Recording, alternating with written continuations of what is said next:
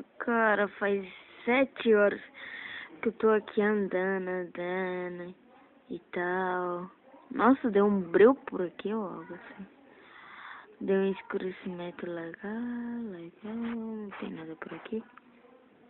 Nada de emocionante, assim. Nossa. Continuar andando.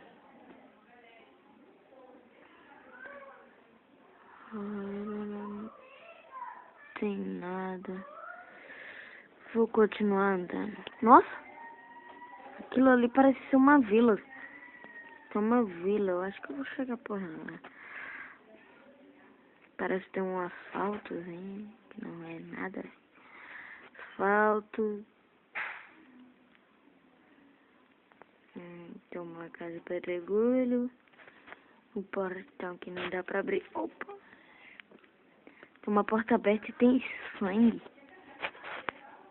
Será que teve alguma briga? Será que isso aqui é algum tipo de bar ou algo assim? E tem uma plaquinha ali. Depois eu leio ela. Não tô... Meu Deus! Tem uma cabeça de sangue aqui. É sangue, isso tudo. Ai. Nossa, é muito. Uma cabeça aqui, uma cabeça. Nossa, o que tá escrito aqui? Vai embora. Aí eu acho melhor eu ouvir. Espera, eu não sou um covarde. Que terá feito isso, velho? Que terá feito isso? Nossa, caramba. O que é que deve ter naquela outra casinha? Por ali deve ter alguma coisa aqui. Que pega. Não tem ninguém. Só um baú.